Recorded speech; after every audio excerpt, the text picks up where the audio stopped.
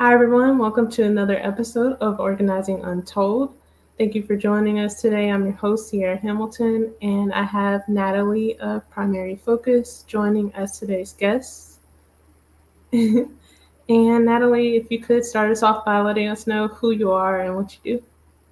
Hi, my name is Natalie Parmenter. I am a former elementary school teacher and the founder of Primary Focus. Primary Focus is a YouTube channel and a newsletter for parents of elementary school age children. I provide information that was often common knowledge to me as a teacher, to parents who really need to know that information. So I work with families one on one to help them develop learning plans. I do tutoring, but I also provide advice through my YouTube channel and newsletter about how to help your kids thrive in school. Nice. Love that so much. And what led you to get started with what you do? Well, I've always loved parent outreach. When I was getting my master's degree, a lot of what I was working on was charged with the challenge to not just let these things sit in an essay, but to actually reach out to parents and reach out to people that need this information the most. So when I graduated, I started this YouTube channel, Primary Focus, as a hobby. And then over time, I just realized that I was really enjoying it. And I kept posting, even on weeks where I felt like really busy and I didn't have time. I would always find a way to make the time to get the video up. And then I reached a point in my career where I realized I was burning out and it was time for a change. So I took a leap of faith and I started my own business, Primary Focus. And I've been doing that for about a year and a half now. Wow, nice. And how when you started, or even just now, like how would you say that organizing has been a part of your journey of getting to where you are now? Oh my goodness. Organizing, I think, has been the journey in my journey because when I started out graduating college, I was a very disorganized person. I thought putting things in a closet and shutting the door was organizing. That is not organizing. And then I became a teacher and I got smacked in the face with how important it is to be organized in that profession. And that is something they don't teach you in school. It is something maybe you got it. Um, before I know that my parents did try to teach me, but I just didn't see the importance. Yeah. Um, Teachers have to be so organized, not just because we're role models and we are teaching our students to organize themselves, but also because it is multifaceted. You are organizing the classroom, which is a communal space that not just you are using, but it needs to be welcoming and available for all of your students to use. It needs to be organized in a way that if you're sick and a substitute teacher who you won't get to speak with comes in and takes over, they can find the things in a somewhat natural place or make do with what's available to them, Yeah. and also not mess up all your stuff by accident because you have piles of things that they knock over. And then also behind the scenes, too, you're communicating with families, you're communicating with other people at the school on a very tight timeline. So you need to have all of your lesson plans organized. You need to have your grades and test scores organized. There's just the entire job is organization. And nobody told me that when I was in college. But I learned not quickly, but I tried a lot of things before finally, after a few years, really got my system down and got to the point where I was even protective of my system. Don't touch it. I've made it perfect. And I think that's when I started to realize, this has become a rhythm within me. I'm not the most meticulous person, but I always know what I need and can get back to reset my system, and get it back to what it's supposed to be. And a lot of organization for me, I think, needs to feel like a rhythm. If it's too complicated, if it's too difficult, if it's too much of a setup to get started, I'm not going to commit to that. I can't do it long term, and I can't teach it to somebody else who needs to take over or a student that has to be a part of it. Um, I mean, I think that's a lot of how it's contributed to me, and it's trickled into my own life too. Being organized and staying organized, no matter how messy my home gets or how disorganized things can get in my life, I always find myself coming back to reset my systems because it definitely keeps me balanced. Yeah.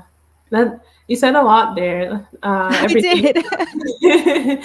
everything from just the different facets of being organized as a teacher, how it plays into your own life, and then, like you said, creating those systems that you can one come back to, and also be able to revise and make fit into your life, into your schedule, to be able to make it streamlined and not something that's overcomplicated for you to replicate in a sense or show someone else to be able to replicate.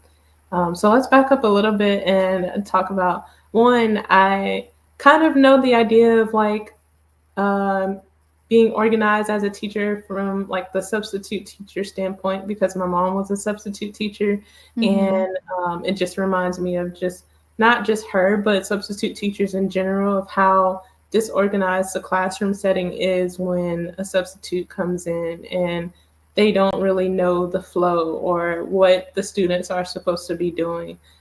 So I did want to kind of like give you the floor to talk about how you mentioned that you were a little overprotective of your system once you got it in place. Like, let's talk about that. How did you get to a point where it became a system that was for you, but also something that wasn't like, no, it's mine. Like I can't like function and let this go and let this be flexible in a sense. How did you get to that point?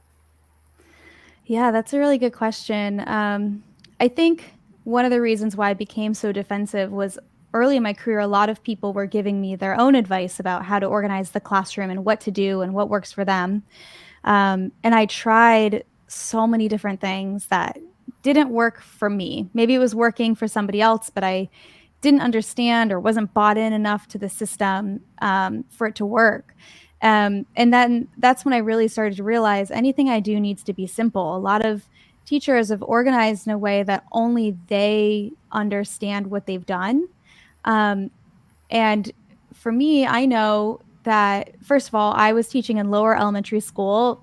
The latter half of my career was in kindergarten. The kids can't read. So you really can only do so much with like labeling. You have to move from a simpler point of view than that. And I got much more into color coding and picture labels and then just feeling out the flow of a classroom. Um, because a kindergartner, I don't want them rummaging through my cupboards to find the tissues. Like the tissues need to be out.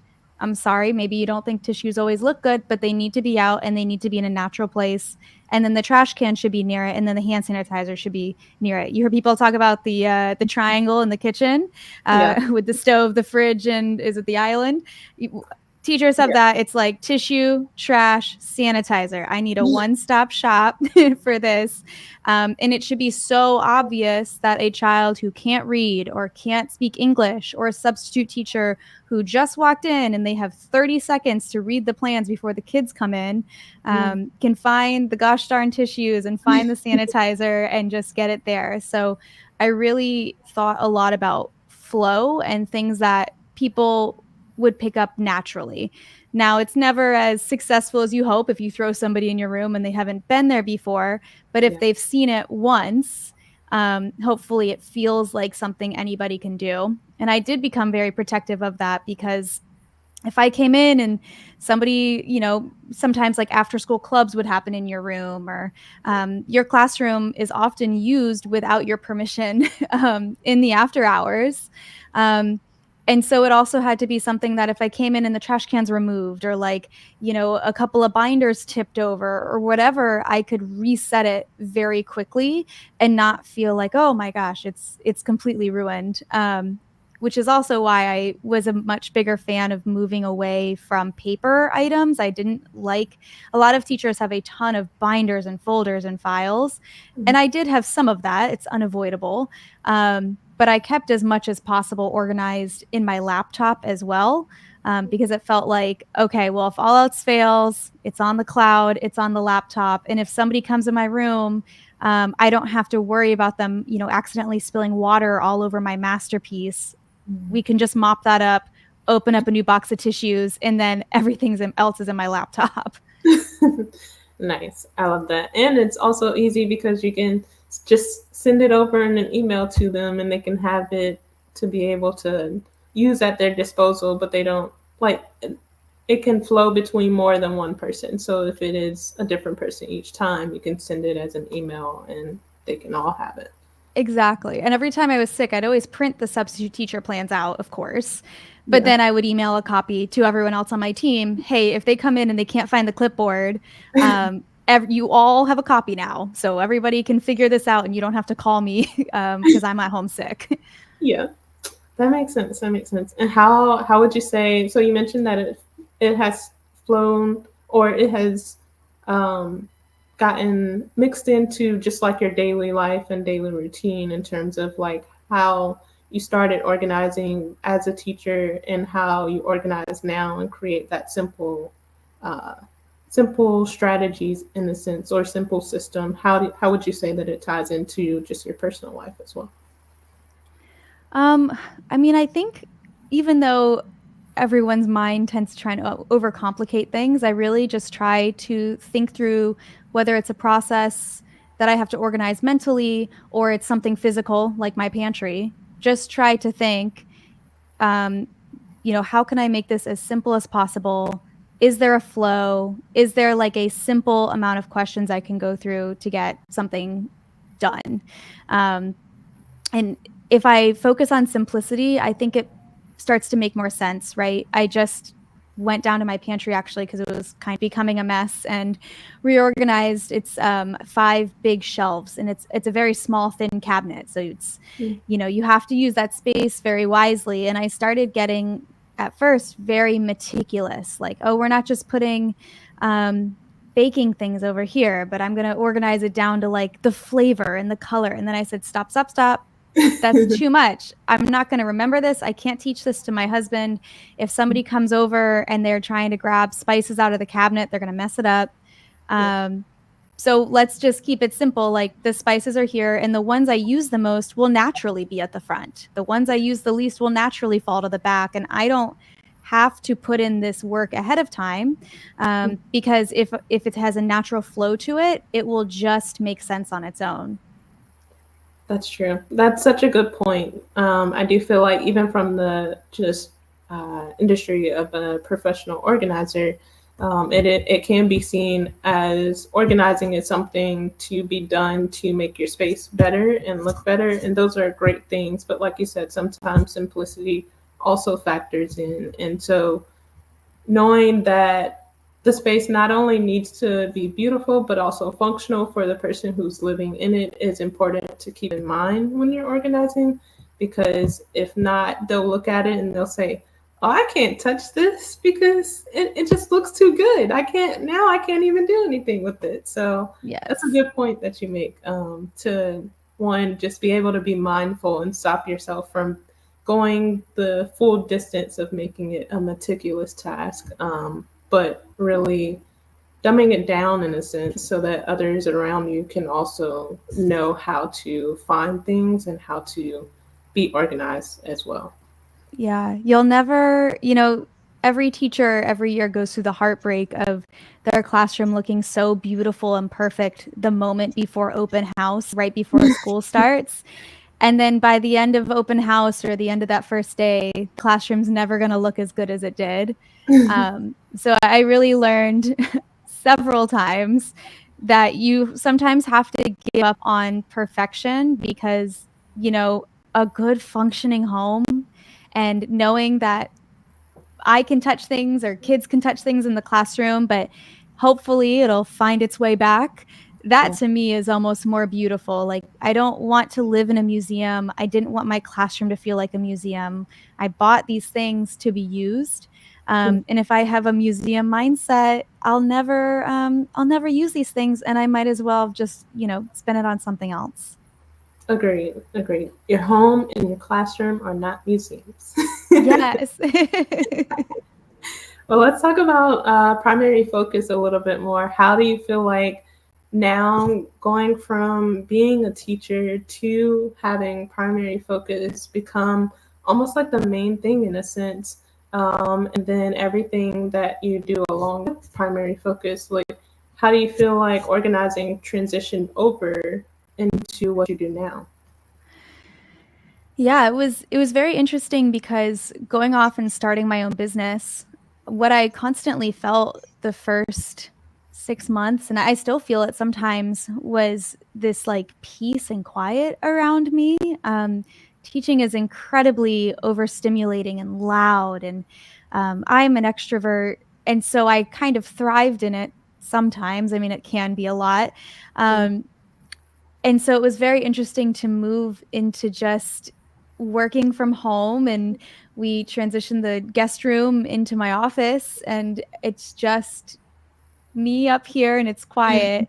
Um, and so it was funny because at first I felt like I wasn't doing anything because there was so much less to organize, so many less materials to keep up with. That feeling of just like closing your laptop and walking away, I had never had that. There was always tables to wipe down, there's always something to clean up.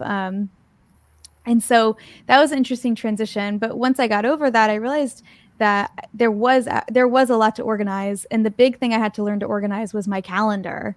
Um, I yeah. moved from lesson plans to having I use a Google Calendar, and but I didn't know how to organize myself. It was, am I using Google Drive? Am I using, there's so many different softwares that people want to sell you or that people swear by. And a lot of them work really great if you're on a team. But right now I'm a team of one person. I hope to have that need at one point. But right now it's really just keeping track of things in a way that makes sense to me, in a way that if I do get to expand one day, if I'm so lucky, that hopefully it's something I can transition into the future. So it's been funny. I've moved from organizing like so many physical things to just like thinking on my laptop and organizing in my mind. Mhm. The biggest change for me was moving from thinking in terms of a school year to thinking in terms of quarters, like Q1, Q2. I feel like a banker. Um, I remember I had to Google the dates for the quarters, and they're just months. There's Yeah. like there's just months. There's no, even if it's a leap year, it's still Q1. Like Yeah. it doesn't matter. So I laughed really hard when I found that out, but it's been an interesting mind bend to adjust to this. But I Mm, really think my background of naturally having to organize everything has helped me a lot, because now I just have all these great folders. And one thing that I really like to do when I title a document, I don't just title it something normal like yeah. most people would. I actually use like SEO terms when I name a document. So, for example, I made some notes for this podcast today, and I didn't just say like Organizing Untold podcast. I Mhm. wrote the date, Organizing Untold podcast. I wrote your name, I wrote my name, and then like a couple other things. I think like organizing as a teacher. So if 6 months from now I get invited to another podcast, I can, and I don't remember what I titled this, or I don't remember exactly when I talked about it. I can just kind of start typing in, and a lot of times my SEO in my long, wacky document titles will help me out, and it'll pop up. I'm sure people would think I was crazy if they looked through the titles of some of my things, but again and again, those identifying terms just help me out. Yeah. It sounds like it also goes back to that simplicity model in a sense of being able to know, like when you use uh, those different tags and those different keywords, in a sense, you're making it easy for yourself. You're making it more simple to go back, like you said, go back to it for when you have another podcast episode or when you just want to find it, and it makes it easier to be able to find it at your fingertips, to have it at your fingertips. Yes, I'm always trying to leave little things behind for future Natalie. I love that. I love that. And I'm sure that she will appreciate it as well. I hope so. Well, when it comes to organizing, so we've talked about just like how organizing has transferred over into your business and how now you look at your calendar and you organize your calendar. How do you feel like, even just with the content that you create, does organizing kind of like take play a role in that, or is it not as, I guess, practical, uh, not as common of something that is, so organizing is not something that you pay attention to as you're creating the content. Yeah, organization comes into play in different ways. So there's the audience facing organization. So, for example, on my YouTube channel under primary focus, I recently was working with my mentor and we did an overhaul of my playlists. And playlists are collections of videos that have a similar theme to them. And she told me that I had way too many playlists to the point that it would be overwhelming, that people wouldn't know what to pick. And so that was a whole process to have to go back and narrow it down. I think I have maybe 6 or 7 playlists, and she wanted me to have 5, but I said, okay, we got to hold on. We're moving from like 20. So if you can just give me some grace here. Yeah. Okay. But so things like that, because those playlists are not for me. I know my content in a much different way, but I had to move beyond what I understand about primary focus to, okay, well, if somebody showed up to my YouTube channel for the first time and they're trying to get a feel for me, just going to the video page is like not very organized. It can be a little overwhelming, but a lot of people look at playlists to kind of get an idea, or if they saw one video that they like, find another that's similar. So I had to really look at my brand and what I've created from an outside view of like, okay, well, what are parents looking for? Yeah. Which was much harder to do than I was expecting. I think adults think very different than kindergartners. And then, internally, I've totally lost my train of thought here. But yes, organizing is super important, all the way around. Definitely. I would agree. And just like even going back to how you mentioned when you're thinking of organizing for yourself, you now think of it in a simplistic way so that others around you can be able to organize. Do you find that your husband mentions like that the way that you have certain things around the house is helpful, or do you feel like even it's kind of rubbed off on him in a sense of how he organizes things? How does that tend to work out? It's funny. I think we organize and approach things in a very different way. We definitely can be yin and yang with that kind of thing. But I look at things from a very big angle, right? Like I'm like, okay, let's tackle the pantry. Let's find a basic system. And if we can come back to it. But I might let the pantry go for a little while before I come back to it. He definitely wants, he would prefer it if we didn't let it go. So you can see where we're coming from here. But one thing about him is he is very, very good at organizing electric items, like all your cords, your that technology that like you don't use right now, but you're not going to throw away. Like, and these are the kinds of things that no matter how organized I am, I will always just shove that into a box of cords. And it doesn't matter how many times that I move, I will tape that box shut. We're taking the box of cords. Half these cords don't go to anything we own anymore. That's me. He is not that way. He is so good about, he gets the little Velcro strips to wrap them in a nice coil and it stays in the coil. And I'm looking at my setup in front of me right now. You can't really see it, but it is immaculate. And I would never give this to myself. So it makes me happy because I feel like there are certain areas like our pantry, for example, that I'm kind of taken over. And then there are other areas that he's taken over. I know he's watching right now because he is so much better at initiating this than me. I'm talking a big game on this podcast. But, it is, I think, more natural for him. It is something I have to work at harder. But in the end, I think we really appreciate a happy, organized home. So we maintain it together. Love it. Love it. And he also just put some, or someone put some, I think he just put some eyes in the comments. Hi. No, but I love that. It's kind of like you said, the yin and yang.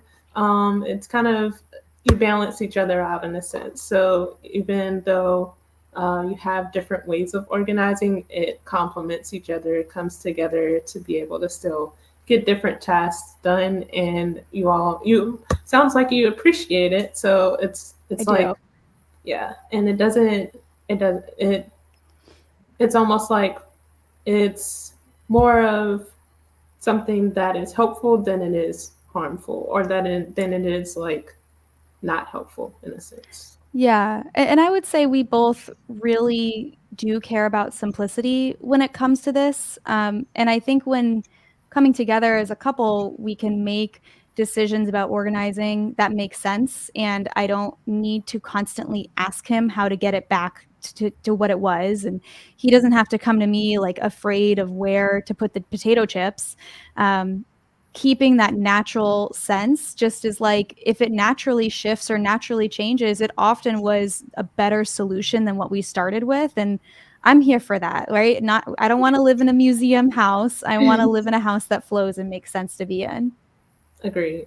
Agreed. It's like we mentioned earlier, kind of like the adjustments that kind of like are made to be able to make the process flow smoother and yeah, yeah. Exactly. So when it comes to organizing, like what are some specific organizing tips that you would say that you use? um, I always think about um one thing that I do, and I actually got this, I believe, from Marie Kondo, who ironically sells her own line of organizing things. I really try to save small boxes. I actually have one on my desk right now. Like, Nice. I got this in the mail. It's small, but like this is the perfect kind of thing that could fit in a drawer or under the kitchen counter. So I have a small stockpile. I do try to keep tabs on it because I don't need a box closet, but um, I think that it's a really inexpensive, easy way to get things organized. Like when I look at a little box like that, I know I could probably fit like 4 small bottles in there or like a stack of knickknacks that maybe they don't nest nicely together, but they're all related to each other. Um, and so I did that both in my classroom, but also I've really embraced that at home, and I like it because I've saved a lot of money doing it. It's sustainable. It's a good practice. But it also just like encourages me to maintain and organize because I don't have to run out to Walmart and buy a bunch of boxes and spend a bunch of money to organize. It can continue to happen naturally for me. So um, I really encourage people to try that practice. Like if it's cold and flu season, if you save like 4 Kleenex boxes, that can organize that little corner behind the sink that just you need all those bottles to stand up straight and not knock over anymore. That's true. That makes sense. And when it comes to like the small boxes that you have, are you like someone who automatically knows based on either the color or the size of the box what's in it? Or do you feel like you find yourself writing on the outside of the box as well what's in the box? Usually what I do is I try to pick ones that have a pretty low profile. That's why I like this because most things that I would put in this will like stick out at least a couple inches from the top. Yeah. Um, But if I need to, I will write on the side. I definitely know we made a reel together about this. If I can't see what's in the box, it might as well just be nothing. Yeah. So I do try to pick the lower profile ones, because a lot of times I'm storing like if I, got a 2-for-1 deal on my shampoo, it will go in a box like that, and I just need to visually open the cabinet, look, okay, I'm going to Target. Do I have shampoo? Got shampoo. I'm good. Yeah. Um, so I try to go for more for that. Maybe that comes from the kindergartners who can't read, like I. Yeah. And if I do write, it'll often be like a big overarching label. Like I have a box that's labeled crafts. I don't craft a lot, so I don't need to, get it smaller of a category than that. But I know when I do look on that shelf, like, okay, that's the craft box. And when I'm bored in January, I can get into that. Nice. I love it. I love it. And speaking of going back for a second, speaking of getting over the challenge or figuring out what it's like to organize for kindergarteners and think in the way that they think. Like, how did you overcome that hurdle in a sense? How did you figure out what organizing for them looks like in their little brains or Oh, just in their little lives? oh, I miss my babies. They're such sweet students. I definitely learned the hard way. I had moved down from first grade, which you wouldn't think it's a very big difference, but it is. Like children who haven't been to school before, even if they've been to preschool, kindergarten is a whole different game. Um, so my first year, I had a really hard time with that. So I got a lot of tips from other kindergarten teachers about how to organize things. Um, but I think even for teaching them, you really need to give them a simple model. Kids can organize and they can stay organized. It varies from kids. I do think some are more into it than others, and others will always have, something secret in their cubby that they forgot about. Um, but I think I used pictures a lot. So I would I would either do it on the whiteboard or like literally organize somebody's cubby, take a picture of it, and then show them and be like, okay, we're going to spend 15 minutes and we're going to organize our cubbies. And this is what a clean, organized cubby looks like. And I think that helped them a lot. Organizing is very obtuse. I mean, it's not a natural thing. There's a reason why you have such a successful business. It takes a lot of thought and energy, especially if you're starting a system. It's so overwhelming. So those picture cues and things for the kindergartners, I think were really helpful just to, even if they didn't maintain it on a daily basis, get them back to the beginning of what the system should be. And if it was an issue to talk to parents about, kind of show them like, hey, I've supported them as much as we can. Can you work on this at home? And this is what I want to see, parents. And sometimes they weren't organized either. So Understandable, yeah. understandable. And even touching on that, so that's a follow-up question. How do you navigate that? So when the parent may not seem organized with your content now for primary focus, how do you be able to communicate that in a way that it reaches the parent to still continue following up at home with that relationship? Yeah, that's an interesting thing because organizing is so important, but it's also, it's not going on the report card. It's not Yeah. the most important thing. So, um, there were different levels of it. You might talk to a parent and sometimes you get the answer like, "Oh, that's funny. I don't notice this at home." And then very often you get the answer of, "Yeah, their room's a mess and like there's a trail of toys behind them when they walk." Um, and in those cases, that would be nice to kind of team up together and say like, "Okay, well, here's some skills I'm working on. Can you work on this? Let's check back in." Um, the biggest thing though, like, because parents aren't always organized in the way that you'd expect them. And for me, as the teacher, this was my job and my priority during the day. But for parents, a lot of times, school communication is something important, but it's also a hassle. So I really tried to meet parents where they were because, as important as it was often something they had so little time to do.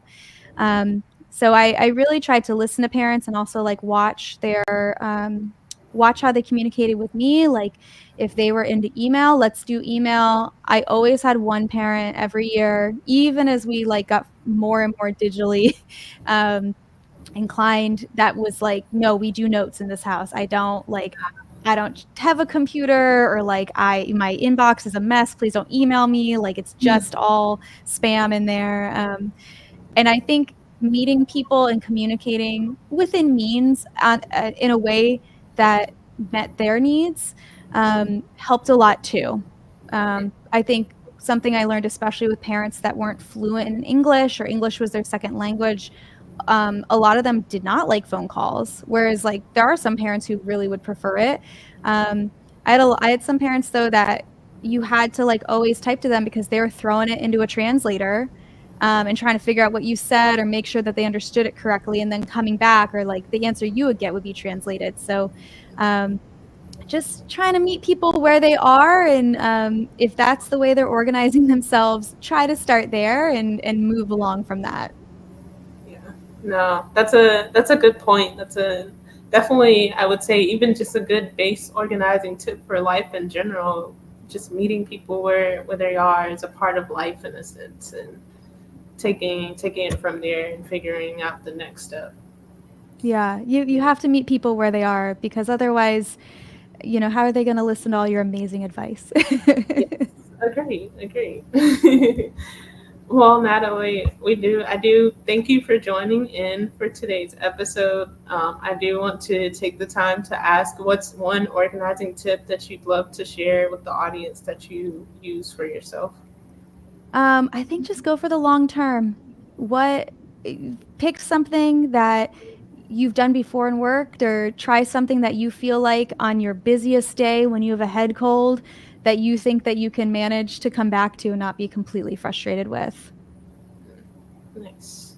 So, so complex, so simple, but also so complex in a sense. Nice. I love it. Well, how can people stay connected to you to continue following your journey with primary focus and just your journey in general? Well, all the fun is on my YouTube channel. I would love it if you went to visit me on YouTube, Primary Focus. I've got some fun videos up. It's December right now. I made a gift guide video, great gifts from $0 to $100.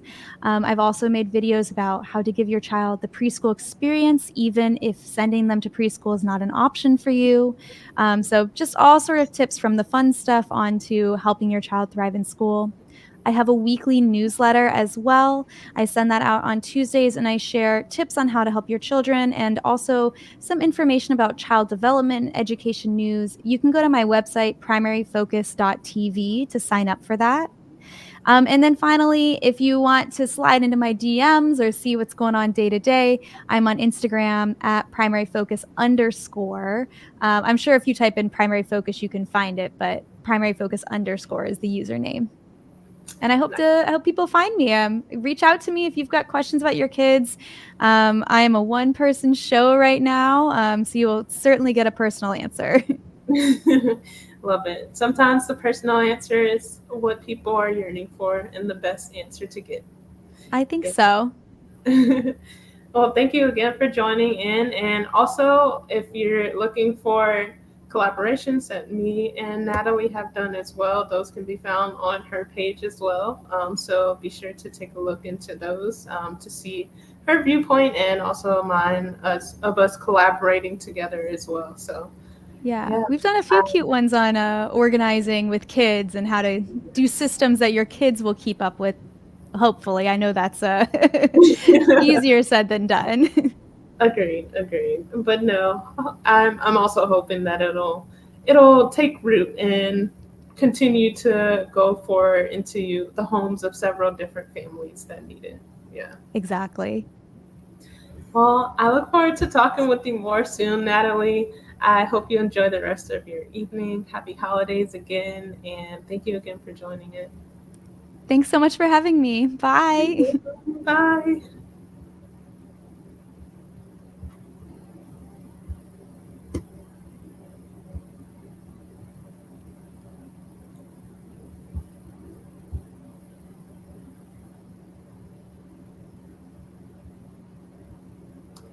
All right, everyone. Thank you so much for joining into today's episode of Organizing Untold. Again, Natalie of Primary Focus was our guest. Be sure to follow her in her journey of being able to, well, help parents continue what it looks like to carry on education at home and be able to um, work alongside the teacher of in being able to keep the journey of education and of everything that teachers are wanting parents to know, and are wanting parents to keep going with their children at home. That's what her YouTube channel is all about. So make sure that you check out Primary Focus and also follow her journey, like she said, on Instagram And also sign up for her newsletter so that you're getting that as well and staying connected to her in all the various ways that you can stay connected. Again, this is Organizing Untold, a segment of Nicely Placed Organizing, where we feature busy business owners and those who work between 8 a.m. to 5 p.m. to talk about their organizing journey and help others become confident in organizing as well. And Nicely Placed Organizing is here to provide organizing services virtually and in person for first time homebuyers, borderline hoarders, and full time artists with art studios. So if you or someone you know lies within any of those audiences or any of those categories, reach out to us and also share this video and also all of our other podcast episodes and our website with them as with people that you know as well in those audiences. The website that you can go to contact us is nicelyplacedorganizing.com. And right now, we also have a special going on until December 31st. So when you book your virtual organizing session and your folding and put away session, for anyone who does not like to do their laundry, we have that fold and put away session available for you to book and schedule with us. So booking that virtual session and that fold and put away session, those are going to allow you to have half off of your in-person organizing. So that can be for your home, for your office, or for an art studio for yourself, or you can gift it for a friend. So enjoy this holiday sale from now until December 31st. We look forward to seeing you again for another Organizing Untold episode next week. Again, thanks for joining us. And until next time, see you soon.